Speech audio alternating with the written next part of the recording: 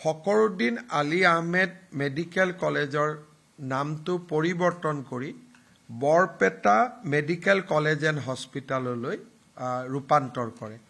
অসমত চৰকাৰে যিমান মেডিকেল কলেজ বনাইছে এতিয়ালৈকে ধুবুৰীত ধুবুৰী মেডিকেল কলেজ, গুৱাহাটীত গুৱাহাটী মেডিকেল কলেজ, শিলচৰত শিলচৰ মেডিকেল কলেজ, বিশ্বনাথত বিশ্বনাথ মেডিকেল কলেজ, বঙাইগাঁৱত বঙাইগাঁও মেডিকেল কলেজ। কিন্তু বৰপেটা মেডিকেল কলেজখন ফখৰুদ্দিন আলী আহমেদ মেডিকেল কলেজ নামেৰে নামাকৰণ কৰা হৈছিলে, যিটো আমাৰ বাকী মেডিকেল কলেজ কেইখনৰ লগত মিল নাখায় আৰু সেয়েহে বহুত ক্ষেত্ৰত এইখন প্ৰাইভেট মেডিকেল কলেজ নেকি বুলি আমি বহু প্ৰশ্নৰ উত্তৰ দিবলগীয়া হয়। সেইবাবে আজি কেবিনেটে ফখৰুদ্দিন আলী আহমেদ মেডিকেল কলেজৰ নামটো পৰিৱৰ্তন কৰি বৰপেটা মেডিকেল কলেজ এণ্ড হস্পিটাললৈ ৰূপান্তৰ কৰে। এতিয়াৰ পৰা ফখৰুদ্দিন আলী আহমেদ মেডিকেল কলেজখনক বৰপেটা মেডিকেল কলেজ হিচাপে নামাঙ্কিত কৰা হ'ব।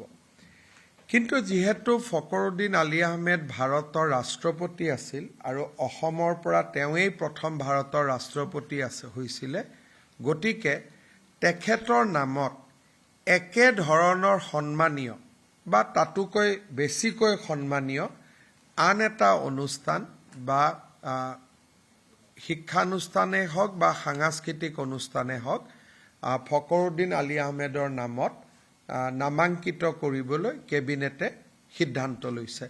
কি কৰিম সেইটো আমি সিদ্ধান্ত আজিয়ে লোৱা নাই, কিন্তু বৰপেটা মেডিকেল কলেজখনৰ নাম বৰপেটা মেডিকেল কলেজ হ'ব আৰু আমি সুকীয়াভাৱে ফখৰুদ্দিন আলী আহমেদৰ স্মৃতি জীয়াই ৰখাৰ বাবে আমি প্ৰচেষ্টা হাতত ল'ম। আপুনি বিচৰা বাতৰি পাব কেৱল নিউজ 18 এপত। নিউজ 18 এপ ডাউনলোড কৰিবলৈ স্কেন কৰক এই QR কোড। গুগল প্লে ষ্টৰতো পাব এই নিউজ 18 এপ। অসমত চৰকাৰে যিমান মেডিকেল কলেজ বনাইছে এতিয়ালৈকে ধুবুৰীত ধুবুৰী মেডিকেল কলেজ, গুৱাহাটীত গুৱাহাটী মেডিকেল কলেজ, শিলচৰত শিলচৰ মেডিকেল কলেজ, বিশ্বনাথত বিশ্বনাথ মেডিকেল কলেজ, বঙাইগাঁৱত বঙাইগাঁও মেডিকেল কলেজ। কিন্তু বৰপেটা মেডিকেল কলেজখন ফখৰুদ্দিন আলী আহমেদ মেডিকেল কলেজ নামেৰে নামাকৰণ কৰা হৈছিলে, যিটো আমাৰ বাকী মেডিকেল কলেজ কেইখনৰ লগত মিল নাখায় আৰু সেয়েহে বহুত ক্ষেত্ৰত এইখন প্ৰাইভেট মেডিকেল কলেজ নেকি বুলি আমি বহু প্ৰশ্নৰ উত্তৰ দিবলগীয়া হয়।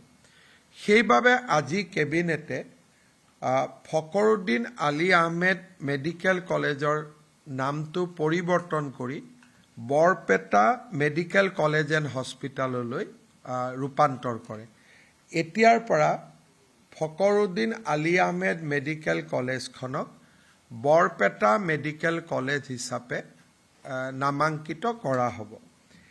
কিন্তু যিহেতু ফখৰুদ্দিন আলী আহমেদ ভাৰতৰ ৰাষ্ট্ৰপতি আছিল আৰু অসমৰ পৰা তেওঁৱেই প্ৰথম ভাৰতৰ ৰাষ্ট্ৰপতি হৈছিলে, গতিকে তেখেতৰ নামত একেধৰণৰ সন্মানীয় বা তাতোকৈ বেছিকৈ সন্মানীয় আন এটা অনুষ্ঠান বা শিক্ষানুষ্ঠানেই হওক বা সাংস্কৃতিক অনুষ্ঠানেই হওক ফখৰুদ্দিন আলী আহমেদৰ নামত নামাঙ্কিত কৰিবলৈ কেবিনেটে সিদ্ধান্ত লৈছে।